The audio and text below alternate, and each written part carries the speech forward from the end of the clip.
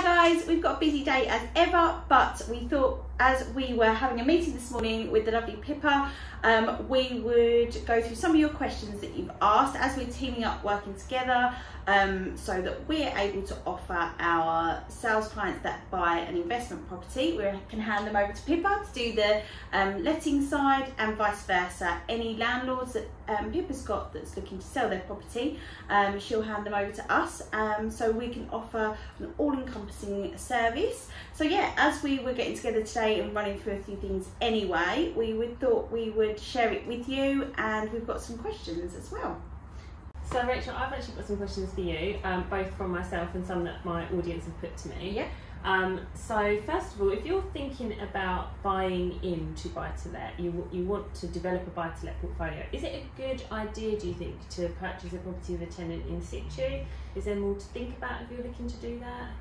There is a little bit more to think about if you're looking to purchase a property with a tenant in situ.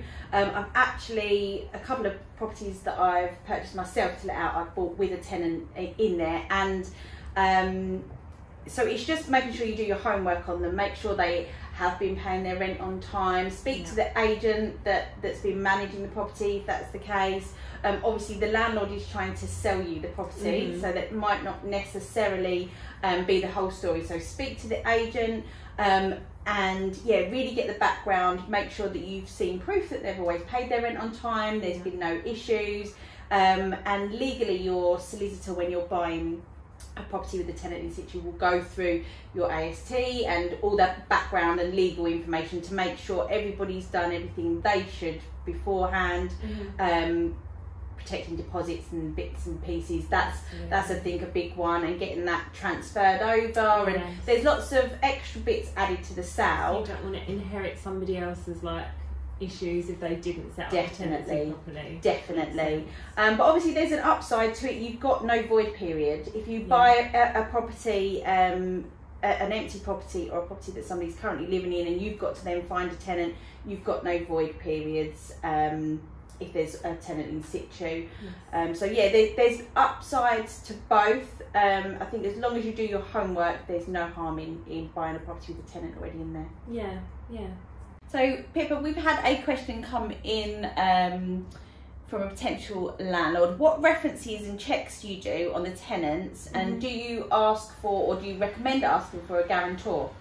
Right, so brilliant question. If you're thinking about this, you are going to be a good landlord. That's really important. So reference-wise, I'll get onto guarantors in a second, but reference-wise, it definitely depends on what level of service you're getting. So for us, we offer, with a management service, we offer a rent guarantee product as standard. So to be able to offer a rent guarantee, our underwriters want to make sure that we're eliminating any risk. Obviously, they're insurance providers. So the level of referencing for a rent guarantee product is really high. If a guarantor is required, then they'll definitely ask for that. So in terms of referencing, we check employment references and previous landlord references.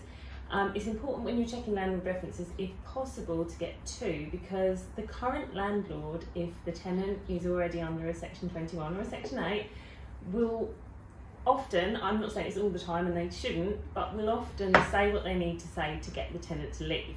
So we really want to go back to the landlord before that one, because they're going to give you the honest truth. And a question that people omit sometimes, but that really always should be asked, is would you rent to this tenant again?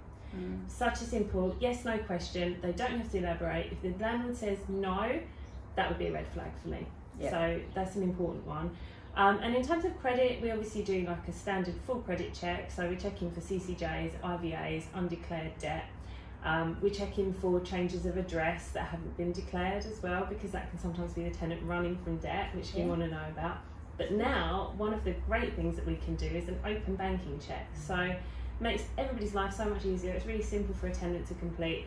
They pop in, we send them the referencing link, they pop in their details, and it accesses their bank. And the great thing with that as well is they put in what rent they're paying at the moment, and we can check that that is coming out every month on the date that it should be, so we can see that they're paying their rent, not just be told it.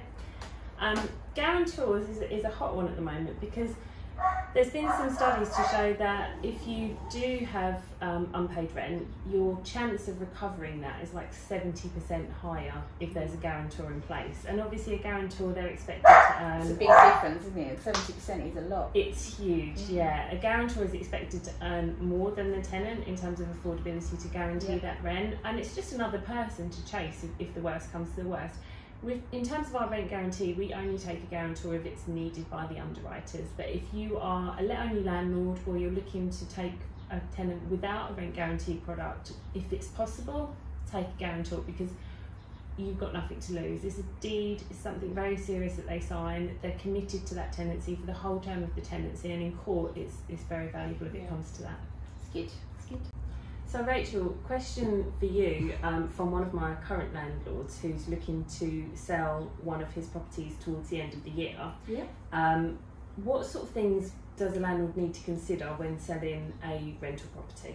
So the logistics of things is when you're going to market the property and be able to hold viewings. What's your relationship with your tenant? Does your tenant want to move out? Are they being forced to move out because you're selling? If that's the case, they could be really unaccommodating with regards to viewings, and it might be better to wait until they've left. But then you've got to consider you're going to have a period of time where it's empty. Yes. The average sale at the moment takes, it was always 3 months, but it's now 4 months from offer being accepted to completion. So potentially, if it takes a month as well to find a tenant, you could be looking 5 or 6 months where the property is empty, and if you've got a mortgage on that, you're paying that mortgage out in that time. Yeah. So ideally, if you can, and you've got a good relationship with your tenant, and they'll be happy to show people around. I mean, if they've handed their notice in to leave anyway, they're normally more accommodating than if you're saying to them, I want to sell. But if you've got a good relationship, that would be the first thing, sort of trying to establish your timeline, and really budgeting for everything is a major thing. And say if you're going to have a void period, budgeting for that.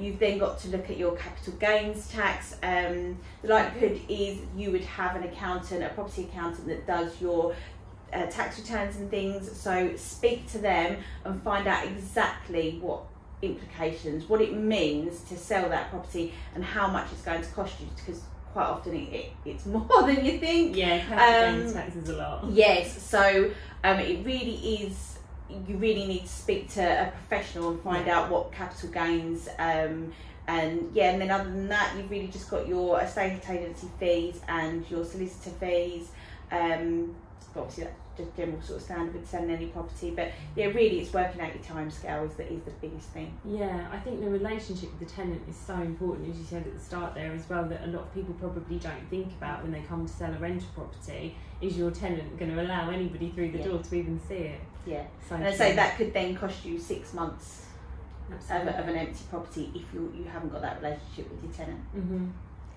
So people, I know you sort of offer a couple of different services.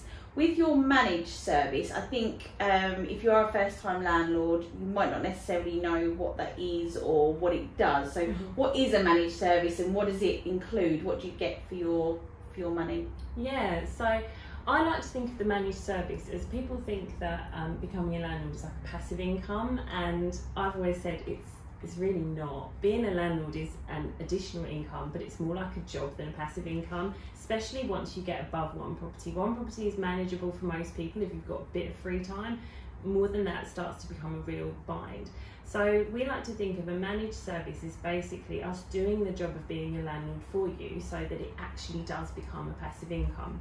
So when you think about all that's involved, and if you're a first time landlord, I guess you may not know. So obviously your initial tenancy setup, which would be included in a tenant find service as well. So that's marketing the property, we come around, we photograph, we do a floor plan. Quite often where it's possible we do a nice video tour. Then it's pre-qualifying tenants, because we don't just want to traipse every tenant through your house that would like to see it and maybe it's just a bit nosy. So we pre-qualify all applicants and select like the top applicants to come and view the property. Then obviously the reference and the credit checks that we spoke about before. Once we've found a suitable tenant and everybody's agreed on a moving date, is setting up the contracts, getting all the contracts signed, lodging the deposit prescribed information, and getting the tenant in. but the job doesn't end there for management. So when we do a tenant setup, we also like to meet the tenant in the property, show them around. You get a lot of tenants who think that they will be fine, let's just have the keys and off we go, but they don't know where the stopcock is, they don't know where their meters are, and they do need to know this stuff. We go around and test the smoke alarms, so they know where they are and how to do it. It sounds basic, but some tenants, obviously it's their first time moving out of home, so they don't know these things.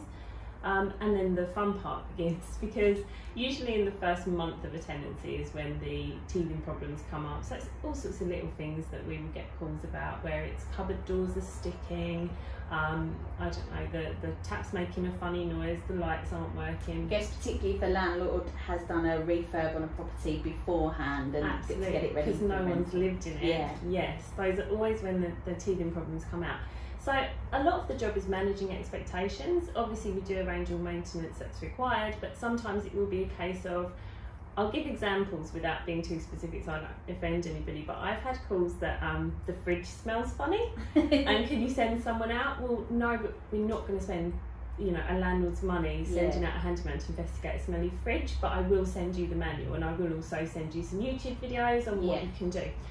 Boiler top-ups, we will send a YouTube instructional to the tenant of how to do it, or we'll send someone from our office round to go and top up the boiler, because it's just not cost effective to send a handyman to do that. And especially if you don't live locally, you don't want to be getting calls that the boiler needs topping up, or the washing machine drawer has got funk in it. So things like that, it becomes about managing expectations. And then the obvious one is rent. We make sure that the rent is paid in full and on time every month. If there's a rent guarantee product in place, which for our service there always is, should the rent not be paid, we'll then begin the process of speaking to the underwriters and getting the landlord paid, so that in the background we can do the legal bit of chasing up the arrears. Perfect. So one of the exciting things that Rachel and I got together to talk about this morning was our new portfolio builder service that we're working on. So it's in its infancy at the moment, but we're developing this product that if you're an existing landlord, a buy-to-let landlord, and you're looking to expand your portfolio, or if you're looking to get into property and you're not already, that's something that we should be able to help you with, working as a team. If you'd like a bit more information on that, just drop us a comment or send us a DM. We're hoping to offer a bit of a one-stop shop, so we will find you the property, I'll see it through the purchase side of things, and then hand it over to Pippa to then source you a tenant and get you up and running. So yeah, hopefully we'll be able to offer you a whole service with as little stress to you as possible.